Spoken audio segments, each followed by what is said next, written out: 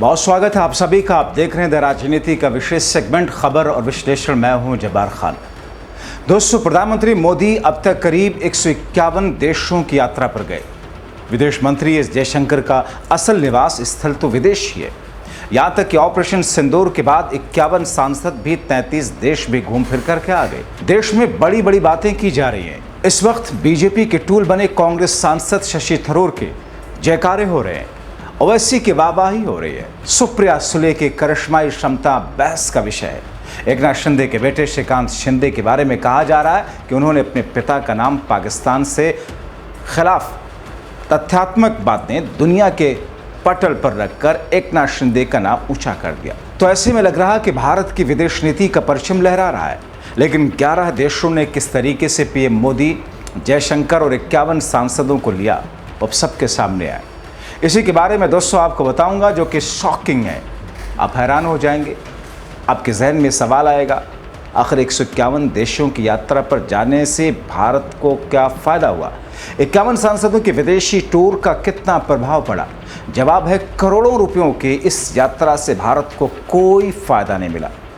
दोस्तों, 57 मुस्लिम देशों ने फिर से पाकिस्तान के सुर में सुर मिलाना शुरू कर दिया। हालांकि ये पहले भी पाकिस्तानी सपोर्टर रहे हैं। दोस्तों, खबर ये नहीं है। खबर ये है कि ऑपरेशन सिंदूर के बाद ओआईसी 57 देशों में जिन 11 मुस्लिम देशों का दौरा 51 सांसदों ने किया, उन्होंने भारत के खिलाफ ही आग उगल दिया। चलिए एक एक करके उन मुस्लिम देशों का नाम बताते हैं जहाँ पीएम मोदी ने अपने रणबांकुरों को भेजा था। इन देशों में सऊदी अरब के प्रति पीएम मोदी का प्रेम किसी से छिपा नहीं है। वो तो वहाँ के शेखों के गले मिलते हैं। यहाँ सांसद गए, पाकिस्तान के खिलाफ अपना तर्क रखा, बावजूद इसके भारत के खिलाफ ही हो गए। एक देश है कुवैत, खाड़ी का इस्लामिक देश। कुवैत भी पाकिस्तान के आतंकवाद का कभी भुक्तभोगी रहा है, जिसे देखते हुए 2011 में कुवैत ने पाकिस्तान पर प्रतिबंध लगा दिया था। लेकिन ऑपरेशन सिंदूर के बाद कुवैत ने पाकिस्तान के नागरिकों पर लगाए प्रतिबंध हटा दिया। कुवैत ने अब पाकिस्तान को work, family visit, tourist, commercial visit visa जारी करने की घोषणा कर दी। इसके अलावा भारतीय प्रतिनिधिमंडल बहरीन, यूएई, मिस्र, अल्जीरिया, युगांडा गए, इंडोनेशिया भी गए। यहाँ के राष्ट्रपति रिपब्लिक डे पर मुख्य अतिथि भी बनाए गए। मलेशिया, जो अडानी के लिए ख़ास है, उसने भी मुंह मोड़ लिया। सिएरा लियोन एक ऐसा देश है जहाँ भारत के प्रतिनिधिमंडल से वहाँ के राष्ट्रपति ने मुलाकात की। शशि थरूर स्पेशली उनसे मिले। अब दोस्तों, ये 11 देश ओआईसी के सदस्य हैं और इन्होंने भारत के लिए स्टैंड नहीं लिया। स्टैंड लिया तो पाकिस्तान के लिए। तो इन मुस्लिम देशों ने मुलाकात के बाद में पीएम मोदी ने अपने जिन सांसदों को भेजा था, उसका क्या फ़ायदा मिला? ऐसे देशों के पास ऑपरेशन सिंदूर के बाद पीएम मोदी ने भेजा था। भारत का पक्ष रखने के लिए सांसद गए थे। जब सांसद इन देशों से आए तो दावा करने लगे। उन्होंने कहा था पाकिस्तान को मुस्लिम देशों में जाकर उन्होंने घुटनों पर ला दिया। अब तुर्की के लिए इस्तांबुल में इस्लामिक सहयोग संगठन की 2 दिवसीय बैठक हुई और ये बैठक एक बार फिर पाकिस्तान के पक्षपातपूर्ण कूटनीति का मंच बन गई। 57 मुस्लिम देशों के संगठन ओआईसी की विदेश मंत्रियों की परिषद ने अपने साझा बयान में कहा, जहां एक और भारत पाक के बीच में हुई सिंधु जल समझौते को जारी रखने की बात की, वहीं दूसरी ओर भारत की सैन्य कार्रवाई और कश्मीर नीति को लेकर भी एक तरफा टिप्पणी की। ओआईसी ने अपने साझा बयान में साफ कर दिया कि वो पाकिस्तान के रुख का पूरी तरीके से समर्थन करता है, भारत से अधिकतम संयम बरतने की उम्मीद करता है। अब शब्दों को परखिए, ये 57 देश भारत को आदेश दे रहा है। हालांकि इन देशों की भारत के सामने कोई औकात नहीं, और ये होते कौन हैं? भारत के मामले में हस्तक्षेप करने वाले। लेकिन सवाल यहाँ ये है कि इन 11 मुस्लिम देशों का भारतीय सांसदों ने दौरा किया। अपने इस दौरे के लिए बड़े बड़े दावे किए, वो तो खुश हो गए। बैठक के बाद में जारी औपचारिक बयान में ओआईसी ने 2 टूक कहा कि भारत और पाकिस्तान के बीच वर्ष 1960 में हुई सिंधु जल संधि का दोनों पक्षों को सख्ती से पालन करना चाहिए। बयान में कहा गया, इस ऐतिहासिक समझौते को किसी भी परिस्थिति में तोड़ा नहीं जा सकता। दोनों पक्षों को इस पर अमल करना रहना चाहिए। ये टिप्पणी ऐसे समय पर आई जब भारत ने 22 अप्रैल को पहलगाम आतंकी हमले के बाद सिंधु संधि को लेकर अपना रुख सख्त कर लिया था और पाकिस्तान का पानी रोकने का इशारा किया। पाकिस्तान ने इस पर कड़ी आपत्ति जताई थी, युद्ध जैसी धमकी दी थी। 3 महीनों में इस मुद्दे पर देशों के बीच में टकराव बना रहा। ओआईसी के सीएफएम ने बयान में कहा कि हमें दक्षिण एशिया में बढ़ती सैन्य गतिविधियों पर गहरी चिंता है। भारत द्वारा पाकिस्तान में कई स्थानों पर किए गए सैन्य हमले क्षेत्रीय स्थिरता को बढ़ा सकते हैं। ओआईसी ने दोनों पक्षों से उत्तेजक कार्रवाइयों से बचने और अधिकतम संयम बरतने का आग्रह किया। ये स्पष्ट रूप से भारत को लक्ष्य कर दिया गया, जिसका संकेत है क्योंकि पाकिस्तान ओआईसी का स्थायी सदस्य है और लंबे समय से इसे भारत के खिलाफ राजनयिक हथियार की तरह प्रयोग करता रहा है। ओआईसी की इस बैठक में भारत के लिए एक और चिंता की बात यह रही कि कश्मीर मुद्दे पर भी संगठन ने पाकिस्तान के पक्ष को पूरी तरह दोहराया।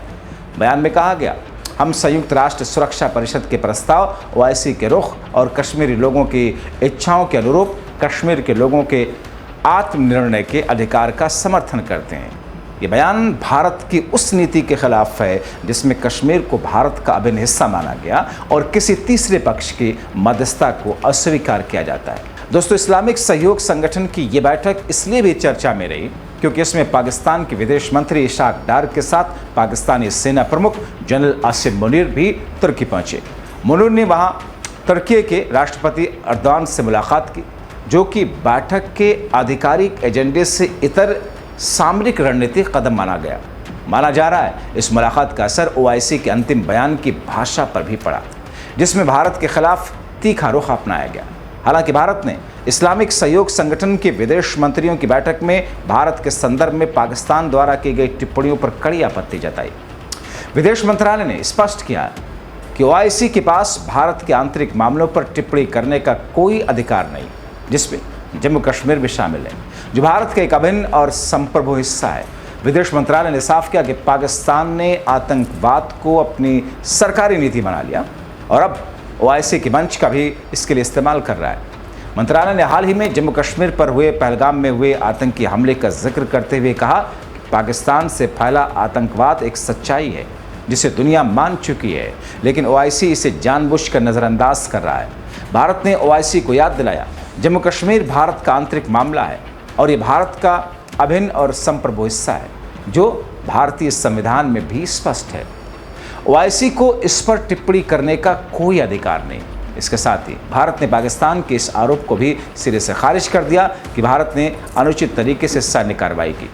भारत ने साफ किया कि ऑपरेशन सिंदूर पाकिस्तान की ज़मीन पर संचालित हो रहे आतंकी कैंपों के खिलाफ एक सटीक और वैध आत्मरक्षा का कदम था। ओआईसी का ताज़ा रुख भारत के लिए राजनयिक रूप से असहज करने वाला है। एक तरफ पीएम मोदी अंतर्राष्ट्रीय मंचों पर खुद को वैश्विक नेता, विकास साझेदार के रूप में पेश करते हैं, दूसरी तरफ ओआईसी जैसे संगठनों में लगातार पाकिस्तान के पक्षपूर्ण रवैये के चलते उसे विरोध का सामना करना पड़ता है। सिंधु जल समझौते जैसे पुराने और स्थिर समझौतों को भी अब भू राजनीतिक टकराव के केंद्र में लाया जा रहा है, जिससे दक्षिण एशिया में अशांति और अधिक गहराने की आशंका बन रही है। भारत को ऐसा ही जवाब देना चाहिए, लेकिन यही जवाब अमेरिका और अमेरिकी राष्ट्रपति डोनाल्ड ट्रंप को भी देना चाहिए, जिस पीएम मोदी और विदेश मंत्री जिस पर एस जयशंकर खामोश हैं। तो ऐसे में दोस्तों सवाल कई सारे हैं। क्या वाकई ओआईसी इस किस्म का बयान जारी कर सकता है? क्या वाकई पाकिस्तान ओआईसी की इस मंच का इस तरीके से दुरुपयोग कर सकता है? मगर पाकिस्तान जो कुछ भी करे उससे इतर ओआईसी ने आखिर ऐसा बयान जारी क्यों किया? और मानो ये बयान नहीं कोई आदेश हो, क्योंकि ओआईसी ने एक तरीके से एक आदेश जारी किया है। इसके मायने क्या है?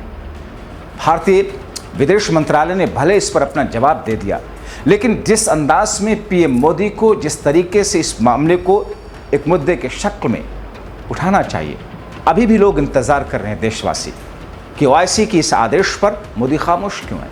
आपकी क्या राय है? अपनी राय कमेंट बॉक्स में ज़रूर लिखें। बहुत शुक्रिया।